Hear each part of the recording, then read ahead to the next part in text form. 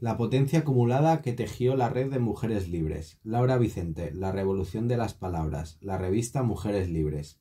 ¿Mujeres Libres forma parte de pensamientos y acciones anteriores o es una iniciativa nueva de la década de 1930?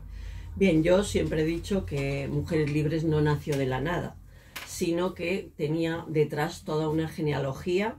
De hecho, nos podríamos remontar incluso a la década de 1830 del siglo XIX, cuando algunas mujeres empezaron a cuestionar ya el discurso de género tradicional, que se denomina también el discurso de la domesticidad, y como consecuencia de este inicio se va construyendo una genealogía en la que confluyen diversas corrientes ideológicas, entre las que podríamos destacar a las utópicas, a internacionalistas, republicanas, librepensadoras. Todas estas corrientes confluyeron, como digo, en la genealogía de Mujeres Libres, pero específicamente el vínculo se produce básicamente con las internacionalistas. La sección española de la Internacional se fundó en España en 1870 y sabemos que ya hubo un cierto grado de integración de mujeres, siempre muy minoritarias, pero que las había. Destaca, por ejemplo, la figura de Guillermina Rojas Orguis, y también incluso que en algunos congresos se aprobaron algunos dictámenes, como es el caso del Congreso de Zaragoza en el año 1872, en que se aprueba, como digo, un dictamen titulado De la mujer. En este dictamen se opone la Internacional, la sección española de la Primera Internacional, se opone claramente a que las mujeres quedaran recluidas en el espacio doméstico y, por tanto, optaban por que las mujeres pudieran incorporarse al mundo laboral, al mundo del trabajo, además considerando que esta incorporación al mundo laboral proporcionaría una autonomía mayor a las mujeres, que no tuvieran que depender de los hombres. Dentro del internacionalismo anarquista, ya en la década de 1880, aparecen dos mujeres jóvenes, las dos se llaman igual de nombre, Teresa Claramunt y Teresa Mañé, esta segunda conocida también como Soledad Gustavo. Y estas dos mujeres, que las consideramos junto con otras, pero estas bastante destacadas como las pioneras del feminismo anarquista, efectivamente sientan las bases de ese feminismo. Primero decir que ellas no aceptaban el término feministas porque identificaban feminismo con sufragismo y por tanto con feminismo burgués, y ellas precisamente lo que querían desarrollar era una opción de clase, un feminismo obrero en definitiva. Bien, el feminismo, aunque no utilicen el término que ellas desarrollan, es un feminismo que llamamos social y que se fundamenta sobre dos pilares fundamentalmente. El primero, la diferencia de género. Ellas consideraban que hombres y mujeres tenían naturalezas diferentes, esto quería decir, pues formas de entender la vida, carácter, etcétera, diferentes. Y el segundo pilar, que su objetivo primordial era que las mujeres accedieran a la educación y al trabajo, mucho más que acceder, por ejemplo, al voto o a la igualdad ante la ley, que no es que lo despreciaran, pero no lo consideraban como su objetivo primordial. Consideraban también que sobre la desigualdad entre los sexos se había fundamentado la sociedad. Por tanto, de facto, estaban defendiendo un cuestionamiento, una crítica al patriarcado. Los asuntos centrales del debate, sobre el que giró en esta época, años 80, 90, este feminismo anarquista inicial, pionero, eran básicamente tres temas: la educación, el trabajo y la relación entre los sexos en el ámbito doméstico, en el ámbito privado, en el ámbito del hogar. Hubo un tema un tanto polémico, que era si eran necesarias organizaciones específicamente de mujeres o no.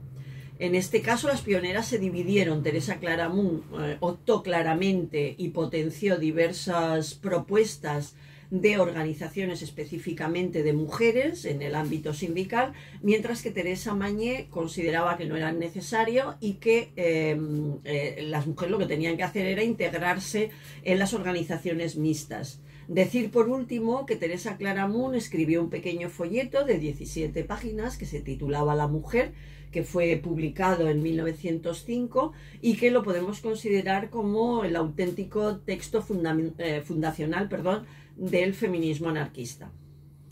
¿Qué papel tiene el anarquismo en la constitución de esa potencia acumulada que se desborda en Mujeres Libres? Bien, Mujeres Libres, como ya he dicho, partía de una genealogía o, como tú has dicho, una potencia acumulada desde la Primera Internacional, desde la década de 1870.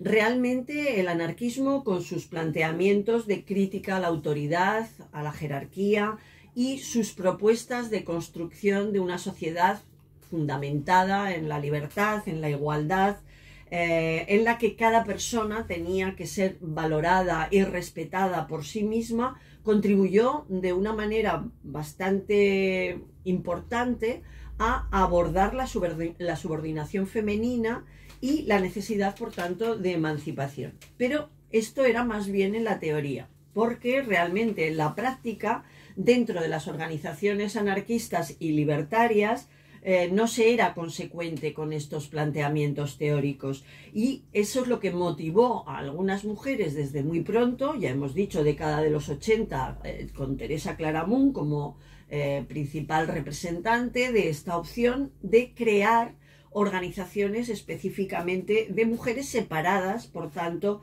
de los hombres. Todo esto va a dar lugar a una forma de hacer, a un pensamiento basado en la distribución y no en la acumulación o la totalización, asimismo partidario de la pluralidad frente a la lógica de lo uno, algo que enlazaba perfectamente con el anarquismo.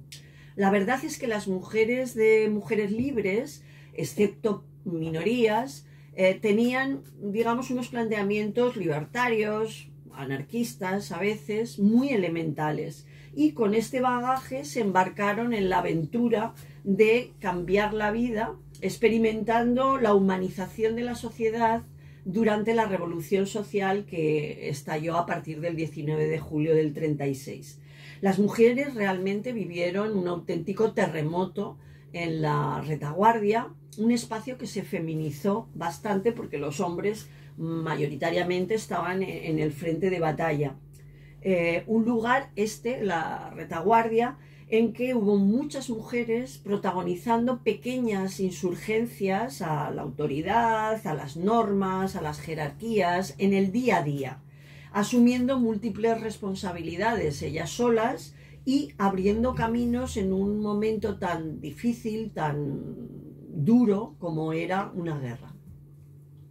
La revista Mujeres Libres apareció en mayo de 1936, antes que la organización del mismo nombre que apareció en septiembre. ¿Qué significa este hecho?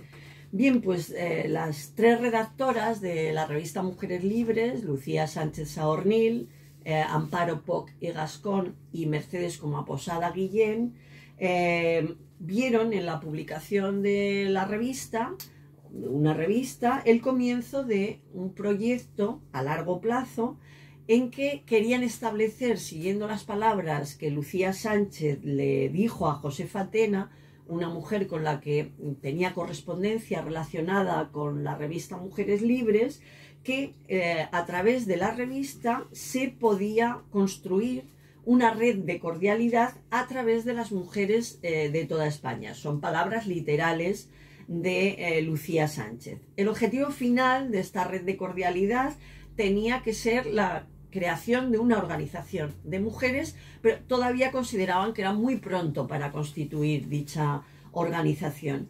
Esa organización tenía que basarse en el apoyo mutuo entre las mujeres, en el reconocimiento mutuo de autoridad entre ellas, y de ahí esa fórmula de red de cordialidad que hoy utilizamos y usamos otra palabra que es la de sororidad.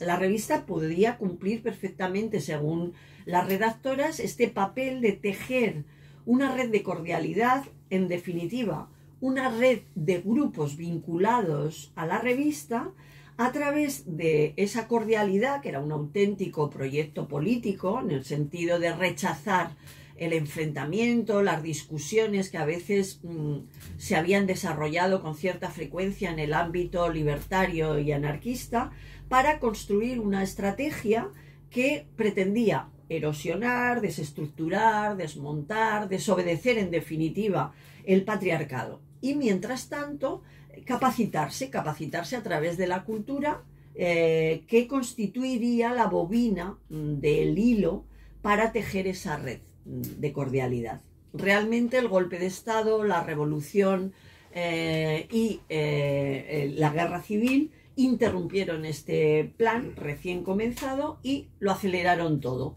Desde la revista se recogieron algunas iniciativas que ya estaban en marcha y se constituyeron las dos primeras agrupaciones de mujeres libres, de la organización Mujeres Libres. Esto ocurrió en septiembre, es decir, con posterioridad, por tanto, al inicio de la revista, que fue efectivamente en mayo. Primero se formó la agrupación en Madrid a principios de septiembre y a finales de septiembre en Barcelona. Y a partir de ahí, a partir de esta nueva organización, se pasó a vivir y a construir la revolución. Has dado una gran importancia a las biografías de las redactoras y colaboradoras de Mujeres Libres. ¿Qué importancia tiene conocer sus biografías? Bien, yo creo que mucha importancia. Me ha interesado trazar el perfil biográfico de 9 mujeres que fueron las que escribieron más artículos firmados, es decir, con autoría, por tanto, reconocida, en la revista Mujeres Libres. Realmente es imposible conocer todas las mujeres que escribieron en la revista, entre otras cosas porque una parte muy importante de los artículos, sobre todo una vez que se inicia la guerra civil, fueron anónimos, no fueron firmados, y por tanto no podemos saber quién estaba detrás de esos textos, detrás de esos artículos. Ahora bien, con estas 9 mujeres podemos tener la seguridad de que son perfiles relevantes dentro de la revista y que nos dan una imagen bastante nítida del tipo de mujeres que había detrás de Mujeres Libres. Bien, ahí están las 3 redactoras, evidentemente, que ya las hemos mencionado. Algunas de las colaboradoras más importantes, pero hubo más mujeres sin duda. 9 mujeres no hubieran podido potenciar una revista, y menos en las circunstancias tan complicadas y difíciles de la guerra civil. Hemos localizado alrededor de unas 30 mujeres que o bien escribieron solo un artículo o bien firmaron con iniciales o con seudónimos que no conocemos quién había detrás de dichos seudónimos. Pero además de estas 30 mujeres, había otro círculo de mujeres anónimas totalmente que debieron tener importancia pues para escribir, para mandar noticias, para distribuir, para vender la revista, etc. Bien, entre estas 9 mujeres que he biografiado, un tercio, 3 mujeres de las 9, eran obreras. Lola Iturbe y Aurea Cuadrado. Las dos pertenecían al Sindicato del Vestido, un sindicato importante en Cataluña, un sector muy feminizado de la industria catalana y, por tanto, 2 mujeres que tenían una trayectoria sindical importante. La tercera era Lucía Sánchez, una de las redactoras, de las iniciadoras de la revista, que era telefonista. Ella no accede a estudios superiores, sin embargo, tuvo un bagaje cultural bastante potente, bastante considerable. Era una autodidacta, se había autoformado hasta tal punto que cuando fue despedida como telefonista ejerció de periodista en diversos periódicos del ámbito libertario y anarquista.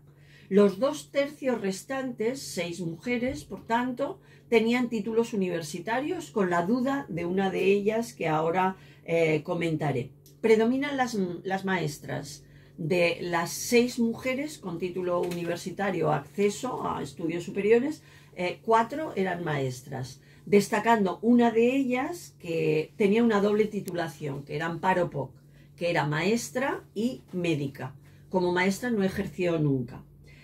Había un estudiante de Derecho. Esta es la duda que os decía, ¿no? De si realmente esta mujer tuvo estudios superiores o no, porque no he podido encontrar en la Complutense de Madrid ninguna referencia a que esta mujer estuviera matriculada. Mercedes Como Posada, como sabemos, era también una de las redactoras de la revista, una mujer de gran cultura también. Si accedió o no a Derecho, ya digo, no lo sabemos con seguridad, pero sí que tenía también un bagaje cultural muy considerable. Y había una licenciada en Lenguas Germánicas, Filosofía e Historia de la Literatura, que era Eta Feder. Con estas biografías, ¿qué pretendemos? Pues lo que pretendemos es poner cuerpo a las palabras de la revista. Para mí era importante que estas mujeres tuvieran protagonismo en el libro e incluso que apareciera su imagen. Cuando veáis el libro veréis que las fotografías son a veces muy pequeñas, con poca definición, pero es lo que tenemos y creo que era importante que la imagen de estas 9 mujeres estuviera en el libro. ¿Por qué han dicho de tu libro que es una biografía de la revista? Bueno, primero decir que el papel de 13 números de una revista realmente parece muy pequeño, parece poco importante, podríamos decir, pero realmente lo relevante es que esconde las vidas y los deseos de muchas mujeres que quisieron hacerse presente. De hecho, en el apartado que les dedico a cada una, separo por la mitad 2 aspectos que finalmente fueron coincidentes: la biografía de estas mujeres y su participación en la revista. Fue el escritor e historiador Jorge Navarro el que habló de que este libro era una biografía de la revista, puesto que afirmó que en el libro se consigue algo relevante, que es mostrar la vida que la revista Mujeres Libres atesoraba. ¿Por qué hablas de la revolución de las palabras, tanto en el título como en el desarrollo del libro?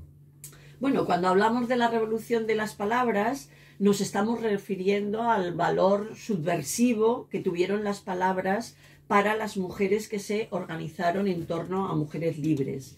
Realmente estas mujeres levantaron un auténtico maremoto de palabras a través de la revista, abandonando el silencio al que les abocaba el discurso de género de la domesticidad. Ellas tomaron y donaron palabras. Romper realmente la genealogía de mujeres silenciadas, vencer la tradición del silencio, de la pasividad, no era nada fácil. Ellas renunciaron conscientemente a la victimización y, en un contexto muy difícil, muy duro, como era el de la guerra civil, enunciaron a través de las palabras pues todo: sus problemas, sus deseos, sus alegrías, sus tristezas, sus sueños, sus temores, etcétera, etcétera. Lo que he pretendido es adentrarme en las palabras, en los actos también, de estas mujeres que construyeron auténticas constelaciones de eslabones solidarios. He buscado acercarme a ellas, conocerlas, saber de los esfuerzos que realizaron para formar parte de la revolución social junto con sus compañeros. Pero realmente hubo más, mucho más. No se quedaron solo en acompañar a los hombres en la revolución social. Y ahí está la verdadera trascendencia subversiva y revolucionaria de sus empeños en la retaguardia, puesto que quisieron organizar de otra manera los cuidados que la revolución no evitó que siguieran en sus manos. Se ocuparon, por ejemplo, de organizar de otra manera las maternidades, de organizar guarderías para sus criaturas, comedores colectivos para poder trabajar y tener asegurados dichos cuidados. Se ocuparon de las personas refugiadas, de capacitar a mujeres analfabetas, de proporcionar a través de los institutos de Mujeres Libres oficios y profesiones cualificadas a estas mujeres, de solucionar problemas, de hecho un sinfín de problemas cotidianos armadas solo con palabras. Yo por eso muchas veces las llamo y les digo que eran solucionadoras de problemas. Y quisieron también reformular las relaciones personales, las relaciones de pareja, las relaciones familiares, de amistad, etc. La revolución en femenino, que a veces es un concepto que utilizo, la revolución en femenino se desarrolló en la lógica de los nodos constituidos de forma simultánea. Esto es muy importante. En ella, en esta revolución en femenino, no hay prioridades, no hay acontecimientos más importantes o menos importantes, no hay modelización, no hay épica, no hay heroicidad, como pretenden, por ejemplo, los hombres, ¿no? en la revolución que impulsaron. Es una revolución más silenciosa, poco aparente, poco espectacular. Una revolución que transcurrió como una especie de río subterráneo que fue horadando el patriarcado, es decir, la dominación que padecían las mujeres desde hacía miles de años. Una auténtica mutación cultural que implicaba un cambio vital, como yo digo, una auténtica revolución de la vida. ¿Cuál es el contenido de los 13 números de Mujeres Libres? Bien, primero decir que la revista Mujeres Libres tuvo 2 etapas. Los 3 primeros números se centran en la capacitación de las mujeres, consideraban que era lo más importante. Había muchas mujeres que eran analfabetas o que habían tenido muy poco acceso a la educación y por tanto la revista inicialmente se plantea como una revista para capacitar desde el punto de vista cultural, educativo, a estas mujeres. Son los 3 números que aparecen entre mayo y julio de 1936. Eran tiempos de paz, había tiempo para un plan a largo plazo, tal y como se habían planteado las 3 redactoras de la revista. Los 10 números siguientes, que se desarrollaron entre agosto de 1936 y otoño del 38, una vez que estalla la guerra y la revolución, la revista se transforma en un periódico de lucha, de combate. Periódico porque el formato cambia, se hace más grande, es un formato realmente de periódico, no de revista. Y lucha porque están enfrascadas en una guerra, están involucradas en una revolución y por tanto el objetivo es luchar, es combatir para que esa guerra no se pierda, para que esa revolución no desaparezca. Los temas son bastante similares en las 2 etapas, aunque la presencia de la guerra y de la revolución será muy relevante, lógicamente, en la segunda etapa. ¿Qué temas? La educación en general, y en concreto de las mujeres, la cultura, la asistencia social, el feminismo, la relación de igual a igual con los hombres, la libertad sexual, el amor libre, la maternidad responsable, el control de la natalidad y el aborto. Como he dicho, la revolución social, la guerra siempre presente, informaciones sobre las agrupaciones de mujeres libres, pero sobre todo y ante todo la emancipación de las mujeres sumando trabajo y educación. Tu libro se cierra con un capítulo titulado Cautivas y desarmadas. ¿Qué pasó con las mujeres al acabar la guerra civil en abril de 1939? Bien, tenemos que partir de que la guerra civil y la revolución, el franquismo posterior, tienen un sesgo de género. Cuando la guerra civil se perdió, y con ella, pues evidentemente la revolución, los vencedores volvieron a imponer la idea tradicional de mujer sumisa, silenciosa, sacrificada, que convenía al régimen y al patriarcado. Las rojas, como fueron denominadas, todas las mujeres que se habían salido de los estereotipos de género, tenían que callar, tenían que pasar de las palabras que habían desarrollado durante el periodo anterior al silencio, olvidar su identidad política anterior. La dictadura, como digo, con un auténtico contenido de género, se encargó de imponer un terror específico a estas mujeres que se habían atrevido a tanto, Quería humillarlas públicamente, para que el silencio se extendiera de manera total a toda la sociedad, empezando por el espacio más íntimo, el espacio en el que tenían que estar las mujeres según el franquismo, que era el espacio doméstico.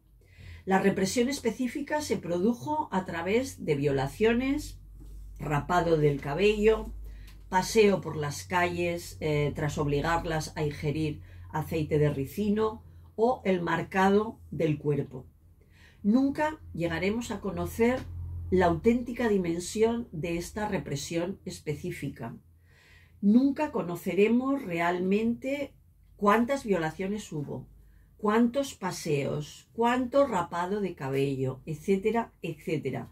Fue una represión que no constaba en palabras escritas, que no tuvo, por tanto, podríamos decir, una existencia legal. No hubo procesos penales, no hubo denuncias de las víctimas, no existió, podríamos decir.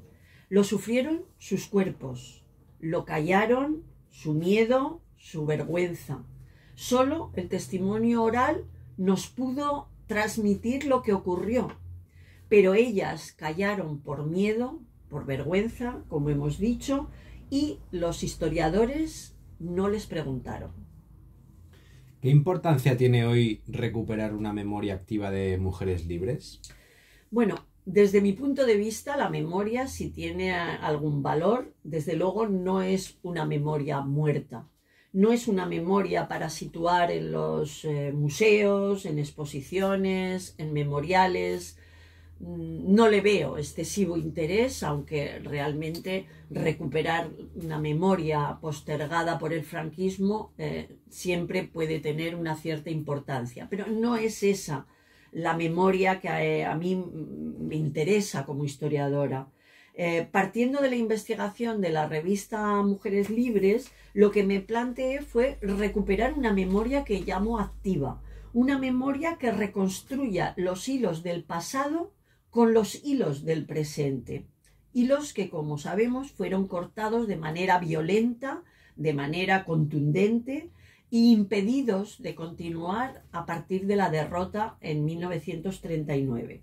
Por tanto, lo que me planteo con esta memoria activa es replantear historias del pasado para el presente.